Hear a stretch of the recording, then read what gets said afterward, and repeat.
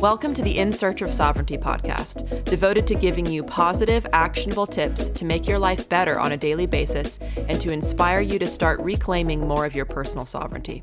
Before we get started, I just want to do a quick call out for the company Therasage. Therasage produces a series of infrared healing products such as portable infrared saunas, personal infrared panels, and PEMF mats. In today's episode, we discuss how deeply tied our health is to the light signals that we do or don't get from our environment on a day-to-day basis. As you're about to hear, my guests and I talk about the importance of infrared and red light therapy as a restorative and anti-inflammatory tool for health. There are many studies supporting the findings that red light therapy can strengthen poor eyesight and help to heal the eyes. It can also stimulate the skin to produce collagen, thereby decreasing the presence and appearance of wrinkles and other age-related spots on the skin. And due to the fact that it stimulates the mitochondria into action, it helps with accelerated wound healing. And also, in the case of the infrared sauna, helps to increase your heart rate and get your body to sweat, both of which are very good for your health. Use the code SOVEREIGN, that's SOVEREIGN,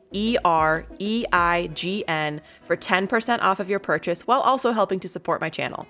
I've included a link in the description below to their website. I've also included a link to the blue light blocking glasses that I personally wear. You'll have to keep listening in order to discover why it's so important to block artificial blue light from your environment at night. On to the show. Welcome back to the In Search of Sovereignty podcast. So today's guest is Carrie B., quantum health educator and clinician. Thank you so much for coming on the podcast. Thanks for having me, Natalie. I'm excited to chat today. Yeah, me too. I'm definitely excited. So I'd like to go ahead and have you introduce yourself. So who are you? You know, what do you do? How did you enter into this space? And what are you passionate about? Sure. Yeah. So my name is Carrie Bennett, and I'm a clinician and an educator, really now diving deeply into a field that's like emerging called applied quantum biology, which is basically how we can tend to our body and allow our body to heal and thrive when we influence it at the very, very small scale of protons and electrons and neutrons and all those things we maybe learned about in high school chemistry class. So that's what I'm currently doing. And I got here because I think a lot of people get into maybe a more random or esoteric field of health when it comes to their own healing journey. And so I had my own, need to support my body. After my son was born, I just developed random symptoms that were horrible, right? Just horrible chronic fatigue. I couldn't digest a dang thing. I was tired, but I was an insomniac at the same time. It's like a bizarrely challenging time in my life. And I have a newborn too, right? And my newborn also wasn't sleeping well. And so I was just kind of in this realm of, all right, like conventional training, conventional medicine isn't really giving me what I'm looking for. And even alternative, maybe complementary therapies weren't either. I just didn't feel like wanting to be on, I was probably close to maybe 40 supplements, right? I didn't want to be, I did that. I felt like there was a better way. And so in the process, I discovered Dr. Jack Kruse, who is kind of like, he's the godfather of really putting these pieces together, what we call applied quantum biology.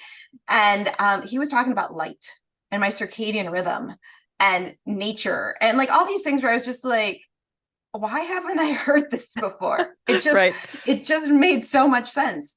And so, within 3 days of really tending to my light environment, my body, all of a sudden, I felt a huge shift, and I loved how it felt. Right, I felt a shift in my energy, my digestion, my sleep. My son did too. Everything was moving in the right direction, and it wasn't about like finding the latest and greatest supplement. It was kind of like bringing my body back to nature and back to, I think, the environment with which I was born to thrive in. Right, I was designed to thrive in, and so that's me, and that's how I got here. And I've gone down this rabbit hole of quantum biology, and I haven't left because it's been so life-changing for me and so many clients. Yeah, definitely. I totally was flabbergasted the first few times I came across your posts on Instagram, because it was like you described, like, why has nobody ever told me about this before? Why is this not common knowledge as far as, it makes complete sense from the perspective of us growing and evolving on this planet and evolving to be in concert with the signals that we get from this planet, meaning like the sun and obviously the electromagnetism of the earth and all of that. That makes complete sense that we would thrive when we're in closer connection with that. And yet it's not, I mean, when I learned biology in school, the most I learned about on the quantum level, and it wasn't even called that then, was that the mitochondria is the powerhouse of the cell, you know? Right. They use electrons, right? That's what we heard. It's like, okay, Right. so they're no, that's exactly it. And you hit the nail on the head. I feel like we are it's been within the past 50 or 60 years where we've truly been able to be so disconnected to nature.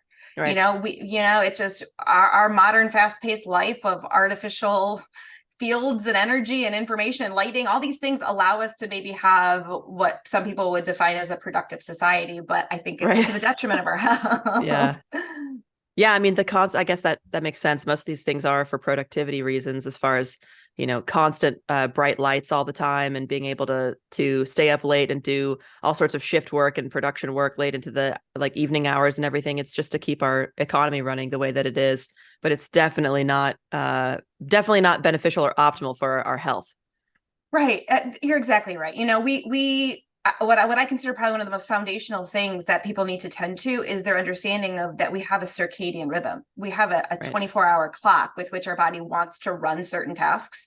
And when that gets out of whack, it really doesn't matter what supplement you put in your body. Your timing is off. Right. And that just really drives chaos. And what I view is pretty much every disease now we have a diagnosis for. And symptoms that we don't have a diagnosis for. Right. Circadian rhythm is one of those topics where I feel like most people have heard the term like biological clock. And that's kind of the extent to which I think most people think about their circadian rhythm or anything like that. So what is the idea of circadian rhythm, and why is that so important to pay attention to, especially in this modern age? Yeah, perfect. I'd love to define that. So a circadian rhythm is basically this idea that, as you alluded to before, we've evolved to be in touch with signals from nature. And the primary signal from nature is the fact that at some point the sun would rise, the sun would get to a high point in the sky, the sun would set, and then there would be a period of darkness. And, every organism has tuned into that signal in some capacity or another to optimize its function. And I think one of the easiest ways to understand this is actually to understand things like plants. Plants have to make a lot of energy in order to open their leaves and then maybe open their petals and follow the sun, right? To gather the sun's energy for things like photosynthesis. But then it would make no sense for the plant to continue to do that at night when the sun has gone down. So it would, why expend that energy if we couldn't capture the sun's light and the sun's frequencies? And so the plant said, okay, then there'll be a period at nighttime where we're going to wilt, we're going to close our leaves, we're going to close our flower. And so they've keyed into that light signal to optimize their function, basically become highly efficient. We've done the same things, believe it or not. Human beings have those same capacities in terms of now is when I'm going to make certain hormones. Now is when I'm going to turn on certain repair mechanisms, all based upon whether we need to be in a productive and energetic phase of the day, such as daytime, versus a less productive and more repair and regenerative state, like we would be in darkness and sleep. And so over the course of however long you want to consider evolution, is we develop these capacities to be able to really organize and optimize our human function based on light. And now you can see in our modern living where we can have lights on at all hours of the day, kind of never experience darkness. I mean, honestly, I don't think I actually was experiencing darkness with street lights and things shining into my bedroom. You can understand how that can create chaos if I don't actually know the time of day. And I sense the time of day based on the light and certain frequencies of light. And if that's off, well, a lot of other things can be off as well. Yeah, that makes a lot of sense. I mean, I think one of the posts that I saw of yours that was the most illuminating to me, no pun intended, was that the blue light from our phones is kind of mimicking the blue light that you get midday, high noon. And it makes complete sense that if you are looking at that at night when you're trying to go to bed, when you're trying to sleep, your brain is like, wait a second, it's midday right now. The signal I'm getting right now is indicating that it's midday. And then of course you can't fall asleep. Yeah, that's exactly it. And on over the course of our evolution, it's blue light, right? I think a lot of people have heard the term blue light now. Mm-hmm. And so the difference is that blue light from a screen fast forwards you to solar noon basically and never changes. Whereas blue light in my environment, regardless of whether it's cloudy or sunny or snowy, It appears at sunrise, increases in intensity until solar noon, and then slowly goes away. Hence why we can keep time with it, right? I've got these little sensors in the backs of my eyes that are continually sampling the amount and intensity of blue light in my environment. And they have a direct communication pathway to literally the clock in my brain, the central oscillator clock in my brain called the suprachiasmatic nucleus that communicates time to every cell in my body. And so I'm keying in on what these sensors want to have happen is a gradual amount of blue light. Okay, sun's at the high point, this blue light goes away, and then after sunset, there's no blue light in my environment. So now you can take on the fact that yes, I can basically wake up first thing in the morning, or maybe even to use the bathroom or look at my phone at 5 a.m. before the sun has even risen, and I flash my eyes with light that says, oh, it's the middle of the afternoon, and then at 11 o'clock at night, I can do the exact same thing. I'm staring at this really intense blue light, again, signaling it's the middle of the afternoon because I'm on my screen before bedtime. And so that's just it just drives so much chaos and dysfunction because every hormone release, thyroid function, mitochondrial function, so many things are keying in on this timing. And so when that's off, then, like I said, everything else is going to be off as well. Yeah. So what are some of the sort of like key signals throughout the day of those light markers, and what are they responsible for in our bodies? Oh, that's such a cool question. Yeah. So so basically before sunrise, what we would probably call dawn, until after sunrise, that's where blue light appears. And blue light then gradually gets more intense until another light frequency range appears called UV light, right? That's been vilified, but UV is a signal. So the key appearance is the fact that blue light appears at sunrise. And then another key appearance is that UV light appears at, it's called when the sun is 10 degrees above the horizon. Then, and I'll talk about what they do. I just want to kind of key in on these times. And then the sun gets a little higher and another form of UV light appears, whereas the first one was called UVA. The second one is UVB. And then the sun reaches solar noon. And then from solar noon, really what the brain is keying in on is the decreasing amount of blue light until it goes away at sunset and we anticipate a period of darkness. So what this really showed me was it's a lot of these morning wavelength ranges, these transitions or these appearances that are kind of kickstarting pathways. And when we can get these signals consistently, not necessarily perfectly, but consistently over the course of our lives, everything falls into place. The body stays in sync and in tune. And so I tell clients, whenever you can, to get out at sunrise, plus or minus 10 minutes or so in there, spend 2 or 3 minutes out there. And out there means outside, not behind glass, right? Outside with naked eyes, if at all possible, because glasses, modern window glass, and contact lenses can block the signaling. So basically, tell your brain the day has started. Then when the sun gets a little higher at that 10 degrees above the horizon, and there's a company that's developed an app that I have all my clients download called the Circadian Life app, that actually lets them program in their location on the planet, and then it'll tell them when this time is, because we know how important it is. And so they'll go out at what's called UVA rise to get that signal. And then that UVA rise in the morning, that signal and that appearance of the blue light starts the body off in a lot of different capacities, whereas UVA rise kind of just continues to refine different trends or different pathways, if you will. But that morning sunlight is the window of time where the blue light starts this cascade, and it is probably one of the most fundamental cascades that can start, and it's called the hypothalamic pituitary cascades. So we've got 2 parts of our brain, right? We've got our hypothalamus, which is really close to that clock in the brain, so it's always sensing time. That hypothalamus communicates to the pituitary gland, and then the pituitary gland has the responsibility of basically communicating to the thyroid, to the reproductive organs, to the pancreas, to the adrenal glands, and all of these things get kickstarted in the morning.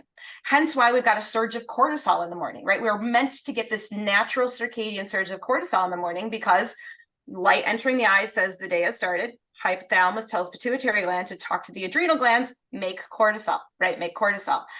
We also get a natural circadian surge of reproductive hormones in the morning because the pathway that surges cortisol also intersects with reproductive hormones. So pregnenolone is this main hormone that can become cortisol, but it can also become testosterone and estrogen, progesterone, DHEA. So really we get this surge of hormones first thing in the morning that the body can decide how it wants to divvy it up. But it needs the signal consistently to be able to do just that. What I was dealing with my extreme fatigue, which is now called adrenal fatigue, but I don't call it that, but that's really what most people are going to hear now from a functional perspective. What happens there?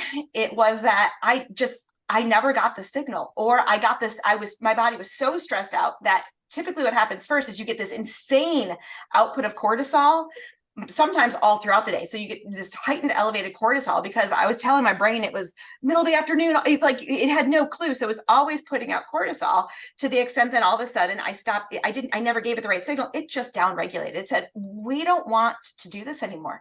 Like, we don't want, this is weird. And so literally it shuts down the pathway. And I had flatlined cortisol, which meant my energy was.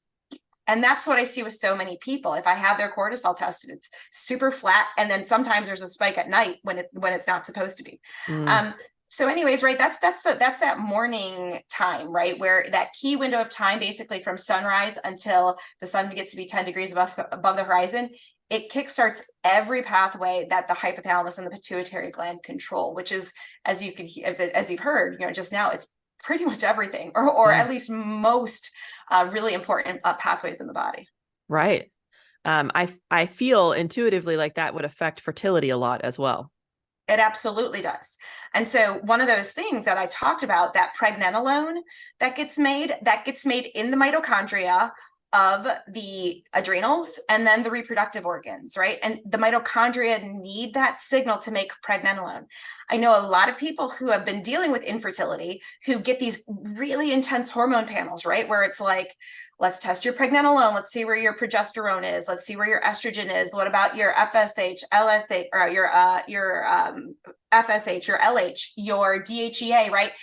And what is oftentimes done from a functional paradigm is, oh, your DHEA is low, let's supplement you DHEA. Or right. Your pregnenolone is low, let's supplement you with pregnenolone. And it's like, why don't we initiate the body's own production cascade consistently over the course of a month or two? Because we can recover our ability to make this pretty quickly. Like I said, my turnaround time started within 3 days. And so we can really start to recover this quickly. I'm not saying someone might never need progesterone to support an infertility journey of some sort, but I'm saying, why don't we optimize and see what the body can do with the correct signaling first? Right.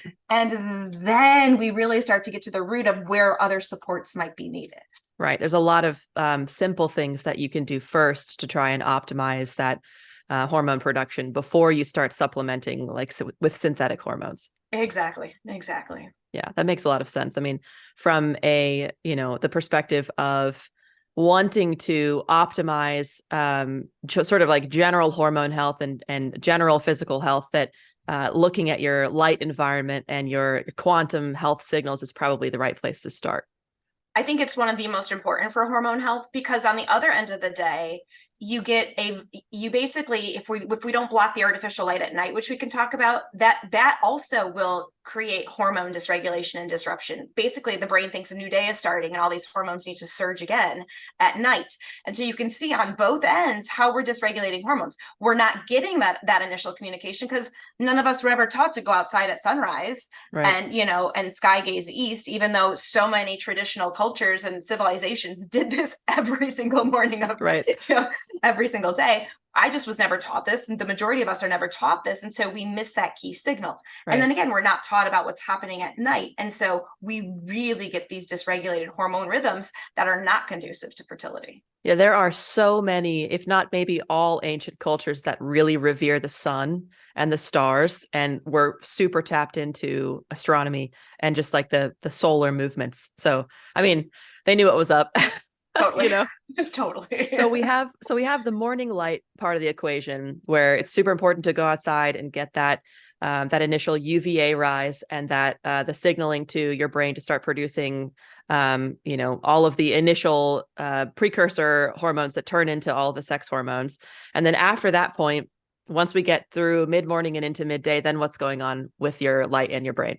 Okay, that's cool. So first thing, I just want to correct one thing you said, because you said UVA rise kickstarts this, and it's sunrise that kickstarts this. And then there's UVA rise. And what UVA rise does is, I call it like brain magic time. And it's also really important for things like metabolism and fertility and mood and pain, libido, so many things. And so when UVA appears, it basically starts to optimize levels of various neurotransmitters like dopamine and serotonin. It helps to stimulate the conversion of thyroid hormone and the production of like norepinephrine. So these neurochemicals, or these chemicals, are built on a specific type of an amino acid, which is a protein, right? They're called aromatic amino acid, or ring-shaped amino acids. And so if you were to take a look at, let's just say, tryptophan, you'll see, yes, there is ring-shaped amino acid. It's got a ring shape, and tryptophan, we know, becomes serotonin.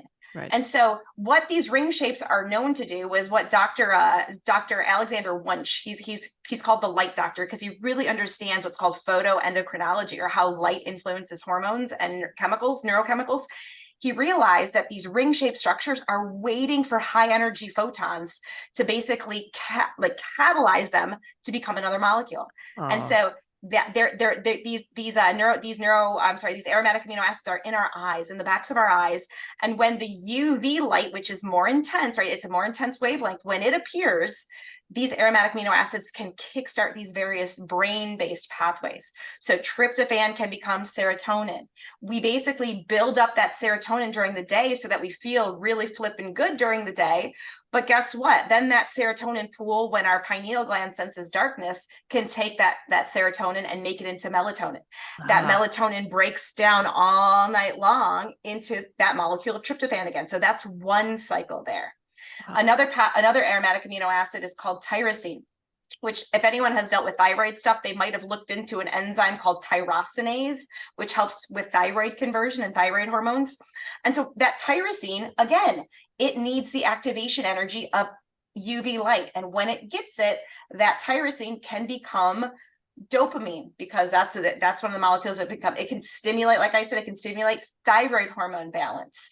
It can then also become all of these chemicals that are based on a chemical called L-DOPA. So it can become not only dopamine, but melanin and adrenaline and noradrenaline. And all of these chemicals are really designed to make us feel alert and energized and great and focused throughout the day, mostly for survival purposes, right? But then you'd also take a look at that UV light interacts with another chemical in our brain called POMC, and POMC can then is responsible for things like our libido. So is Carrie ovulating, right? Is she ovulating? Okay, great. Let's go ahead and make sure that she wants to do it this morning and really start promote the fertility pathways. Is Carrie in pain? Okay, we can actually help to stimulate anti-inflammatory cascades in the body. Let's talk about what Carrie just ate, or her energy status. Does she need to find food? Do we need to stimulate hunger? Or did she just eat a meal, and we can kind of down-regulate appetite right now because we don't need her expending extra energy hunting and gathering. So all of this these signals can get optimized with that UVA light, which is just so cool, right? It's like, give the body the signals, the body does what it needs to do. And if we do this consistently over time, a lot of seemingly disparate symptoms or conditions can really start to improve simply by understanding light and how light interacts with our body. Right. Man, that's so fascinating. I have like 1,000 questions that popped up from that, because it sounds like, it's not really even just, I think when we're thinking about things from like a health perspective and thinking about, optimizing health outcomes, a lot of the time, I think people are thinking about things from like a checklist, or sort of, chunking things down into, what do I do in the morning? What do I do in the evening? And like, what supplements do I need to take? And so on and so forth. Right. But it really sounds like it's a full 24-hour cycle, where even at the very tail end of the 24 hours, it's influencing what happens in the next morning. So it's like, it is, in some ways, it's more than a 24-hour cycle, because it really influences what happens the next day to your hormone and everything as well. Yeah, you're exactly right. So there's certain hormones that kind of communicate to our brain at night certain things. Like one's called leptin. It communicates my energy status, which will then that happens at midnight in my brain. Then once that communication downloads, I wake up and it's like let's either stimulate hunger for Carrie, or we can downregulate hunger based on how much energy my body perceives that it has access to. And so that in order for that download to take place, guess what? I have to be asleep and in a deep state of sleep by midnight, which is influenced by my exposure to artificial light before bedtime. Right. It's all connected. And so you're right. It really is like we're in this almost like this vortex, right? That we're just like continually spinning and connect, but it's interconnected. And so what I do today does influence tonight, and that influences tomorrow, and that it can influence my an infradian rhythm, right? Or like there are ultradian rhythms, like 7-day rhythms. There's monthly rhythms. There's circannual, seasonal rhythms, yearly rhythms. They're all really, working together to optimize my health, my fertility, my survival, depending on the time of day, the time of the month, the time of the year, all of those things. So my body can really work to my advantage, or I can kind of put my body at a disadvantage by not giving it those signals. And most people are not living in a seasonally sensitive environment either. We typically have we have our air conditioners on in the summertime, we have our heat on in the winter, and our exposure to light probably just gets worse during the winter time compared to the summer because it gets darker earlier. And so people are even more out of sync with what the seasonal rhythms are. Yeah, I say we kind of live in like a perpetual early summer, late spring, early summer type situation in terms of the temperature. We try to keep our space consistently, and then the light that we basically, we can turn on. It's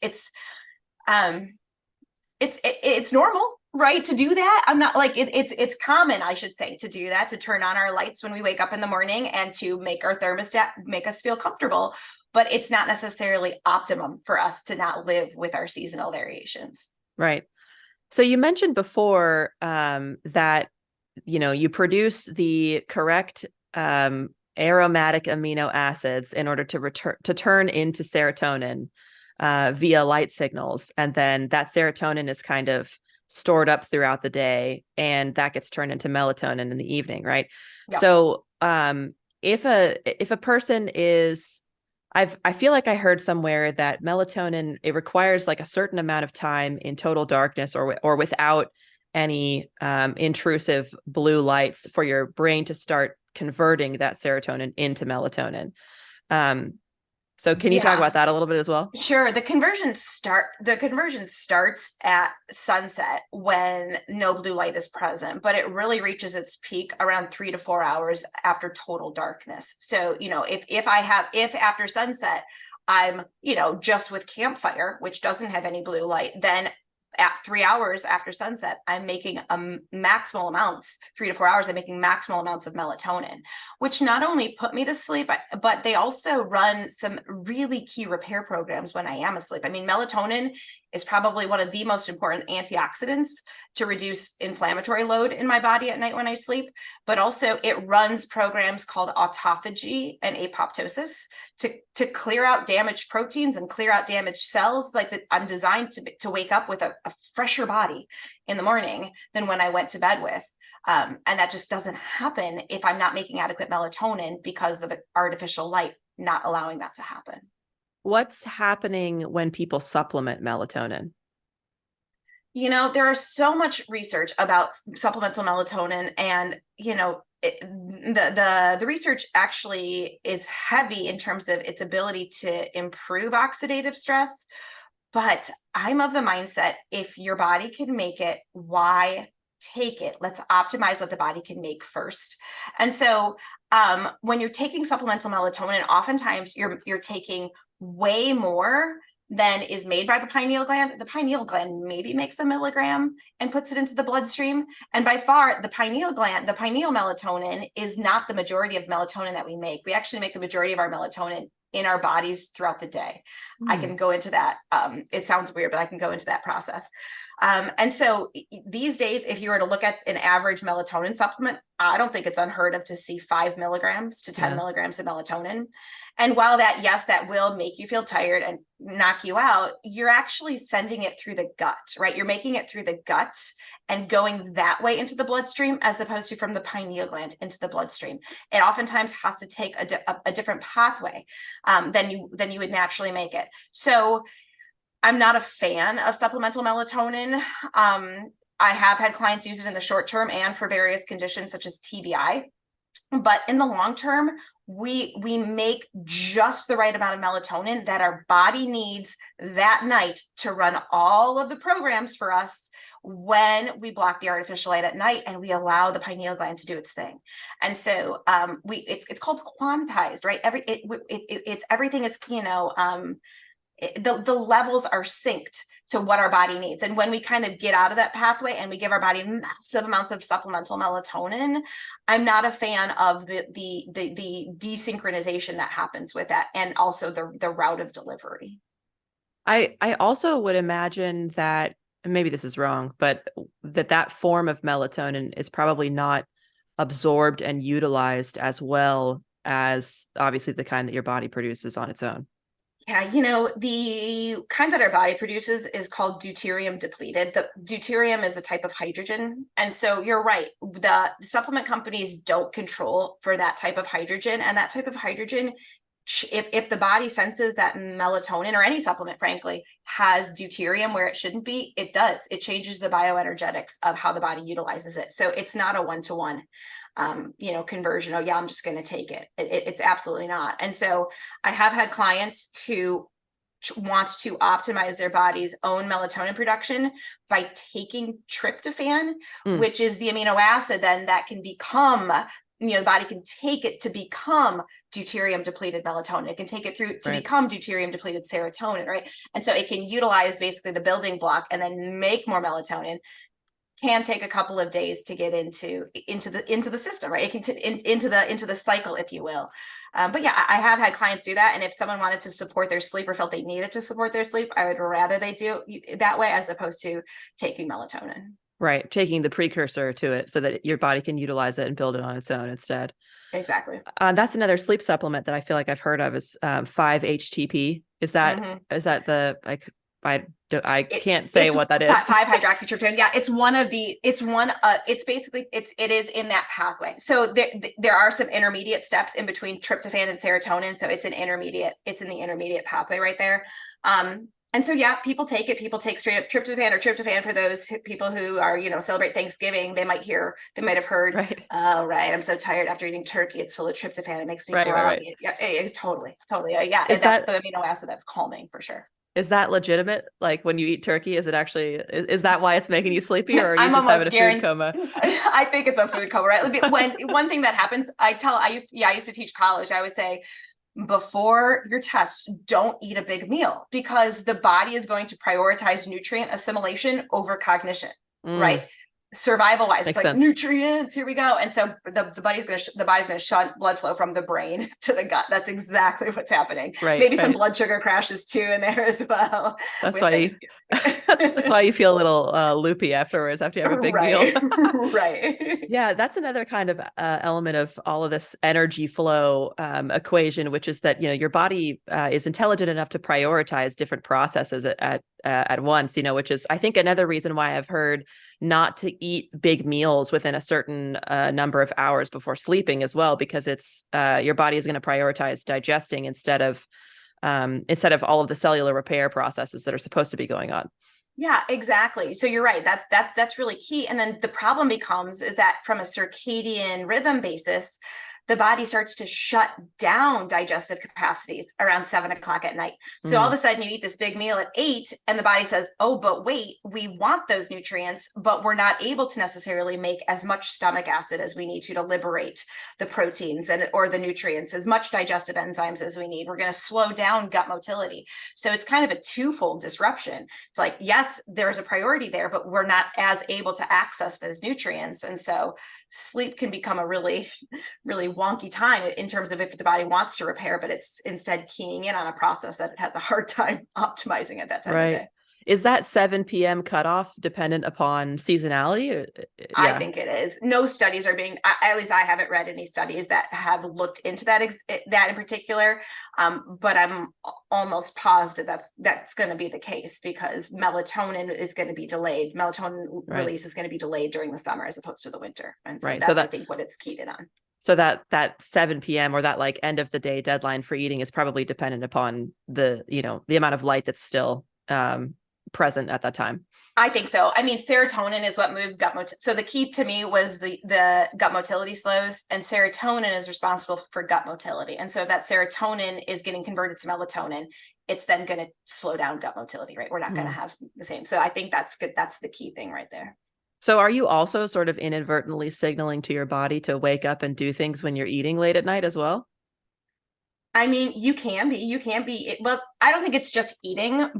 Frankly, I think when we are eating, it's usually in front of a screen of some sort. So you get kind of this multifold disruption. But yeah, we have the gut has its own clocks that can sense time of day, but it also senses when food gets put in. And the assumption is, at least it was over the course of evolution, like I'm going to eat when I have access to finding, hunting, and gathering, and then gathering the food and then potentially cooking it as well, which would have happened over the course of likely daylight hours, as opposed to eating at midnight. Like I'm pretty sure that would be something that was unheard of. Right. 5,000 years ago, 10,000 years ago. You mean Neanderthals didn't have midnight snacks? I didn't open that fridge and say, right. Right, that fridge light. Yeah. So I wonder if do you think that that's the reason why the gut has so many neurons in it, as far as like it's is that the same kind of like timekeeping sort of functionality, you think? I think neurons are different. I think what's happening is, based on what's going on in the gut, the gut's own nervous system is communicating certain things to the brain to optimize. But if the timing is off, then that communication pathway can get dysregulated as well. That gut brain axis too. Yeah, that makes sense. That was like a game changer for me, learning about that in terms of gut health. Was the gut brain axis and the microbiology of the gut and everything, and that signaling makes complete sense too. Think about the microbiome, though. That what the microbiome is doing is keying in on our own circadian rhythm to optimize its composition. So we're going to have a different gut microbiome in the middle of the day than we would at night, in the middle of summer than we would in the middle of winter, depending on like when it would assess carbohydrate availability, like seasonal carbohydrates versus not. It's always changing, but it really wants to key in on our circadian rhythm, which if that's off, right, then that's not going to we're not going to have an optimum gut microbiome either. So I've read that like something like 80% of the population, or some crazy high number, is probably borderline hypothyroid and doesn't realize it. It sounds to me like that's probably because, or at least in large part due to, our light environment and the artificial lights that we're under all the time. Yeah, it absolutely has a lot to do with that. Modern living from the lights can be very disruptive to the thyroid, but also the thyroid and the mitochondria really work together to say, okay, how much energy does each cell need? And so if timing is off in general, that pathway gets really, really chaotic and confused. Add in modern toxins that can really impair thyroid health, thyroid hormone conversion, things like that. And you've got a recipe for everyone to be hypothyroid. The other flip side to that is that blue light, actually by itself, without me eating anything, artificial blue light can increase blood sugar. So imagine if I'm like, my brain's like, wait a second, like, why is my blood sugar elevating? I haven't eaten anything. That starts to lead towards obesity, the potential for obesity, diabetes, those conditions. That dysregulates a hormone called leptin, which actually communicates really strongly with my thyroid to be able to say, this is how much energy Carrie has stored up. So this is how energetic you can make her tomorrow. Again, it's all connected. If those pathways are off, everything gets disturbed and disrupted. And it just means optimizing a couple of things and seeing a lot of big shifts and changes happening. Are those blue light signals being sensed exclusively by your eyes? So like if you're wearing blue light blocking glasses right now, these are my daylight blue light blocking glasses. I have some actual like amber tinted ones Oh yeah. for nighttime, for The good after. ones. Yeah, the good ones for after sunset. And if I'm sitting in front of the TV, let's say, and I'm wearing my blue light blocking glasses, is my body still getting a blue light signal? The skin has the same sensors, but more diffuse. So I would say that the most important pathway to be aware of is the eyes. And for 97% of my clients, simply wearing the amber tone blue blockers at night is enough to really preserve the circadian signaling. But I do have a handful of clients who are sensitive to the light signaling through the skin as well. And so, yeah, we've got sensors on our skin that we may need to be aware of. There's also this idea that with the thyroid gland being so close to the skin in terms that the light can, let's say, where do we hold a cell phone these days, right? Can you picture like where we're holding the cell phone and where that light signaling is very much concentrating? Well, it could very well be that the thyroid is more responsive to the signaling through the skin as well, just due to its proximity. That makes a lot of sense. Also, yeah. So the flip side of that would be red light. And red light, I've heard about it having all sorts of soothing qualities and things. So can you talk a little bit about that as well? Yeah, sure. So red light therapy consists of both red wavelengths of light, like we would see the red color through a prism, but also a wavelength range we can't see called infrared, typically near infrared, which is just a portion of the infrared spectrum. And those wavelengths optimize mitochondrial function.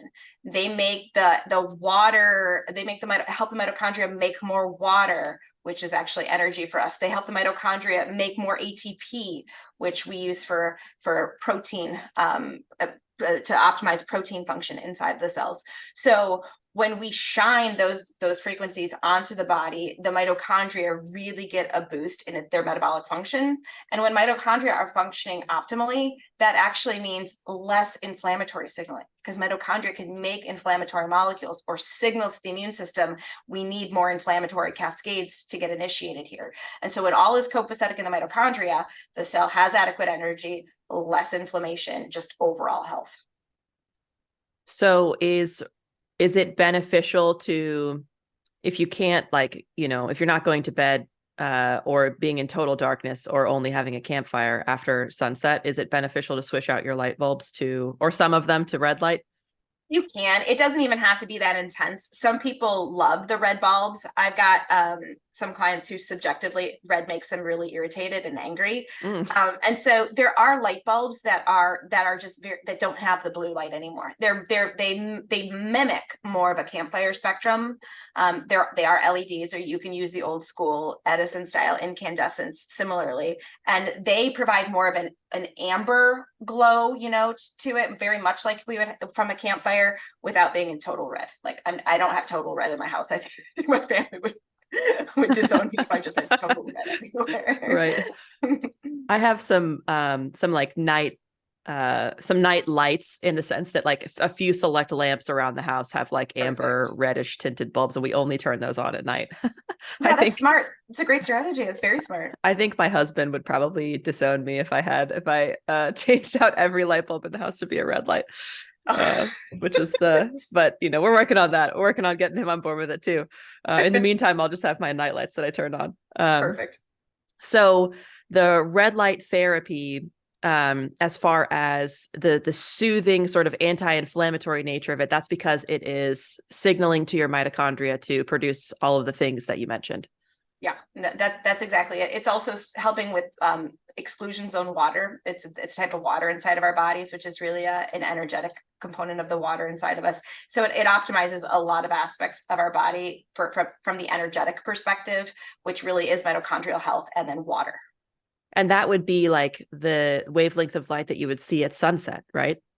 It would be for sure in sunset. Sunset would be very heavy in the red and the infrared. And so it wouldn't artificially stimulate circadian rhythm the way that staring at like a blue lit television screen or cell phone would. However, red light therapy devices are very bright. And pupils constricting and shrinking is a secondary signal of the time of day, because the pupils have to shrink the most when the sun is the highest in the sky and the brightest. Right. And so I tell clients, if they're looking to use a red light therapy panel, try not to do it within a couple hours of bedtime, simply because you don't want that stimulating effect of the bright light. Oh, that makes a lot of sense. I have been blinded by them a few times and been Yeah. like, I feel like this is counterintuitive. I know. I did a little experiment to be like, okay, what happens when I wake up first thing in the morning? I've got two very bright ones. And I'm like, what happens when I wake up first thing in the morning? It's like 5 a.m., 5:30, and I use them. And I'm wearing my orange tone blue blockers still. And I noticed that over the course of after a week or so, my body wanted to wake up earlier. And I was like, oh, the brightness was making my brain think it was later in the day. Like I was shifting my circadian rhythm and signaling. Don't do it anymore. It got back to normal. But yeah, it can easily kind of artificially stimulate daylight because of the brightness. So the luminosity is as important as the wavelength of the light itself. Yeah. So the measurement is called lux or brightness, right? And so that lux it does make a difference. It's a secondary signal, I would say, compared to the colors, the blend of blue, but it can be stimulating for sure. So I saw you post at one point about the sensors in the upper part of the eye actually being an important indicator as well for like basically where the sun would be in the sky. And if you're like at night inside and you have a super bright overhead light on, that it's sort of, even if it's not necessarily a blue light, that it's kind of simulating that overhead light from the sun. That's exactly it. So mostly it's those blue light sensors in our eyes. They're there to capture light as it gets high, right? So they're kind of at the bottom portion of the eye. So picture light overhead kind of striking them this way. So I tell clients, if they can't change out their bulbs, or if they've got, like you said, roommates, significant others, kids who just won't buy in, right? At least not right away. Have lights that are, table height, because that way, at least you're not getting those overhead ones, like the recessed lighting that just, beats down on you. Okay, use your same light bulbs. Not ideal necessarily because there's blue in them, but keep them lower. And that way you don't at least get that overhead stimulation. Or have a nighttime fedora that you wear around the house. I do that with my kids when I go to my kids' sporting events. I'm not a fedora, but legitimately, they won't let me wear my orange ones. I don't know if anyone, is this going to be, are people going to be able to see this as video too? Or is it just? Yeah, it's video too. So like these ones, right? They're like, no, mom, you can't show up to gymnastics practice with my orange ones on. So I made a deal with them, and this actually works very well. So for people who need this little hack, I wear a baseball cap and these yellow ones. So these are a bit more intense yellow, but I'll wear yellow and a baseball cap, and I'll be like this at various sporting events and stuff.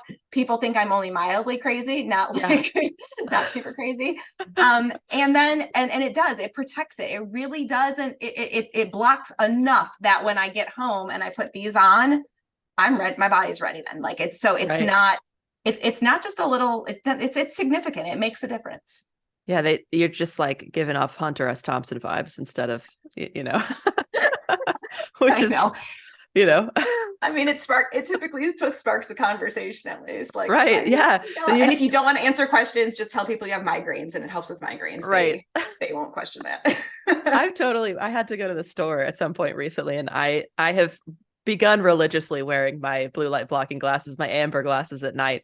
And I had to go to the store recently at some point while like after the sun had set, and I wore my glasses into the store, and I was like, if anybody asks me about it, I'm just going to say that I have sensitive eyes, because I feel like, or I'll ask them, I guess, do you have 20 minutes to stand here and talk about it? If so, then I can give you my real answer. If not, then it's just because I have sensitive eyes. But don't you realize, like, it's not until you start to block it and become aware, you realize almost how violent walking into a fluorescent lit store at like 9 o'clock at night is. You're just like, I don't want to, it's like almost like, I don't want to say it's torture, because that's a horrible analogy, but like, it's visceral for me. Like this idea of like, you're right, I have to. And if I don't have them, let's say I had a kid who vomited, I had to really quickly get something from the store, and I forgot my blue blockers. I go in and I'm just like, oh, okay, in and out. Let's go in and out as fast as possible, because it's very offensive. Yes, it feels very abrasive to your body. Like it's like I almost kind of like flinch back from it. And it's funny because I didn't used to be that way. It's only since I've been like actually starting to, use the blue light blocking glasses every day And I've started going outside in the morning as well to do the light gazing every day. And I ground at the same time. I'm barefoot outside while I'm looking at while I'm sky gazing, checking off all the, the electron You're flow, doing mitochondrial health, yeah, all my checklist. Gaze ground, all this stuff. Yes, Yeah. exactly. Even when it's cold outside, I just go out for a couple minutes, stand out Good for there you. barefoot. That's great. Which kind of like, that brings me on to another question, which is, for people listening who are like, all right, I don't feel that great. I want to kind of optimize the basics. I want to focus on, circadian rhythm and optimizing my quantum health. Like what would you tell them is like the first things that they should do? There's two, right? Get more morning light. And I don't care if it's cloudy, right? Just go outside more in the morning with naked eyes than you are currently, and block the artificial light after sunset, or maybe sunset plus an hour, with orange tone blue blockers. And if you start to do those two things, what you're typically going to notice is you're going to have more energy and focus and feel better in the morning. That translates to typically throughout the rest of the day. And you're going to start to sleep better at night. And then you're going to get to the point where you're going to start to really truly sync your circadian rhythm with what's happening outside with the light cycles in your environment based on your season. And so there you go. You're going to get to bed at a circadian appropriate time. You're going to wake up to be able to catch those earlier morning wavelengths of light. If you can't do that currently, it's going to start to shift. And that's where you start. That's where you go with this, to be able to really begin to understand how light influences you, both detrimentally at night, the artificial stuff that we want to block, and specifically in the morning with those wavelengths and those changing wavelengths that optimize so many of the things we talked about today. If people are hesitant to buy the blue light blocking glasses, or they don't know which ones to buy, is it enough to have that, like the red shift on your devices after sunset? Yes, as long as you're not also using light bulbs. Okay. Right. And there's some really inexpensive blue blockers. Like these ones are obviously they're more expensive, right? I've committed to this. I realize the importance of this, but my husband and my kids actually use ones from Amazon called Spectra 479. They're maybe $30. They're, very durable plastic. You look like you're gonna go welding, right? So they're not cute, but they're very effective at doing what they need to do to block the light. And so if you at least are willing to maybe invest $30 with that and give it a try, I would say that that's going to be one of your best ways to start. And then for the color of the lenses, amber orange. Like orangey is better. And what happens is, in my clients who have had they're either self-prescribed, I've been a night owl my whole life, or they have insomnia and sleep issues, you want them to be as orange as possible. If not, sometimes clients need the red ones, because the red blocks not only all of the blue, but some of the green, which can be stimulating to some people, and it really dims the brightness as well. But it's a good place to get started with at least an orange tone pair of blue blockers. However, if you want to convince a family member that you're not crazy, buy them red. They won't be able to stay awake for more than like 30 or 45 minutes after putting those ones on. Nice.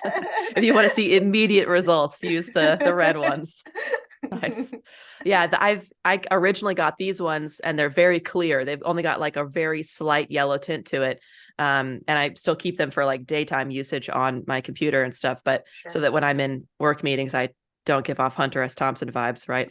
Sure. But but I, color theory wise, you can't, like, the clear ones aren't really blocking much, if any, of the blue light spectrum, it seems. Yeah, and it's not as bad during the day, right? When we would have more blue light from the sun naturally in our environment. But if you're wearing clear ones at night and you're like, they don't do a thing, it's because at night they don't do a thing. They're blocking. Right.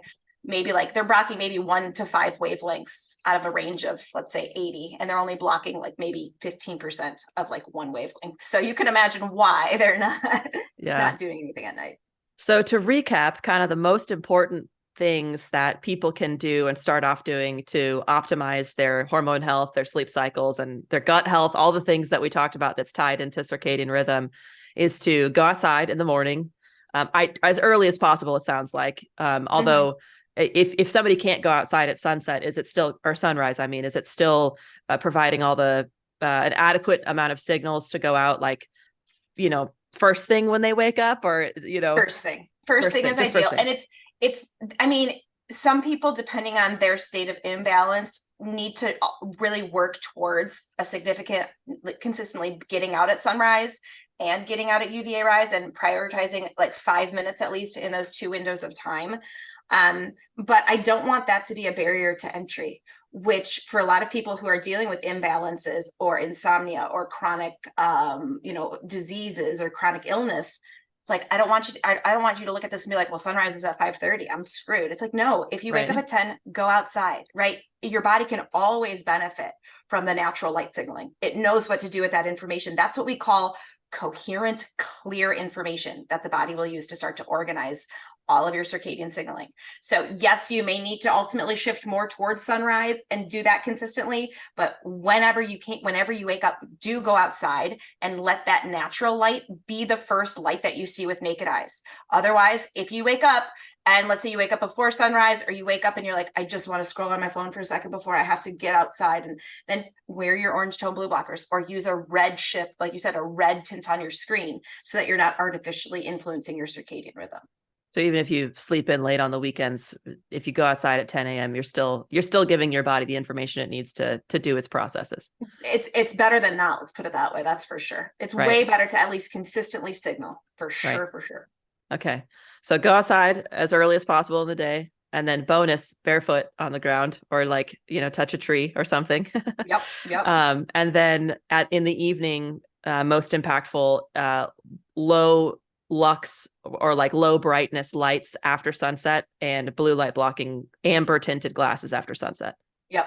Those are great. Yeah. And there are some great just bulbs also you can get on Amazon they're specifically made for babies' rooms, because when baby wakes up in the middle of the night, needs a diaper change, you don't want to flip on bright light to stimulate the baby, but you can get zero blue light LED bulbs that you can then just also start to replace some of the key bulbs that you use at night as well.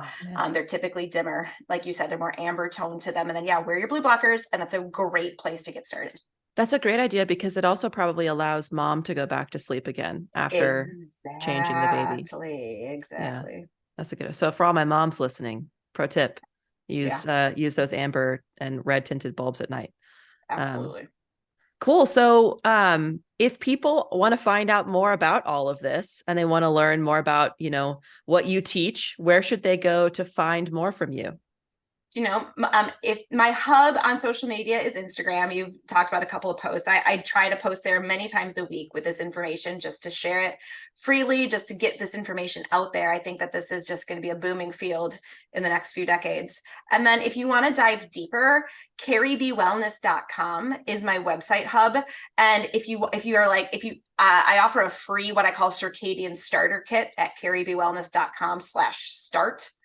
Go there and you're going to get some more information on the light, an FAQ guide where it's like, do I have to actually see the sun come over the horizon? You'll find spoiler alert. No, you don't have to. But it's questions like that as you start to implement it, that it's nice to have access to the question or to the answers. So you get a really beautiful guide. It has a blue blockers guide as well. So feel free to access all of that at carriebwellness.com/start. Excellent. And for people who are looking to find specific information about, for example, thyroid health or things like that, do you have any resources for deeper dive topics? Sure. I've got several, I shouldn't say so many. I've got several different courses in different formats. So some are as short as like a 2-hour webinar. I have a shorter course on thyroid health, which is great to dive into, a little longer one on adrenal fatigue, because that was my challenge. And then I also have a very comprehensive one called the Quantum Reset that gives you the dive into all of these things and how to apply it. And so it's really designed for people who are like, okay, I'm really ready to take this seriously and implement it, and I want to learn more about it. And I don't know, some people, when they hear a little bit, they're like, okay, now I need to know absolutely everything. I'm really interested. And so that course is for you. Like if that's you, go ahead and give that course a try, because it's going to give you all of this information and what to do about it in your life. Yeah, that was definitely me. And I feel like it's just been a rabbit hole since then. It's so fascinating. Cool. Is there anything that you're working on right now that you want to tell the audience about? Gosh, I feel like there's always stuff. I'm organizing a summit that's going to be out in early 2024 with one of my colleagues. And so that's going to be something that's going to really rely heavily on this information. I also have just always updating courses and putting new courses out there. I have a community that we're continually building, again, more information into it. So for people to access this and then to engage with each other. So you're not the only weirdo out there, right? There's others of us out there doing this stuff as well. So that's really where my focus and priority has been. Awesome. That's so great. Well, thank you again so much for coming on the show. I've really enjoyed talking to you. I've learned a lot. So once again, thank you. I appreciate it. Yeah. Thanks for having me, Natalie. I appreciated this conversation. All right. Thanks, everybody. This has been the In Search of Sovereignty podcast. See you later.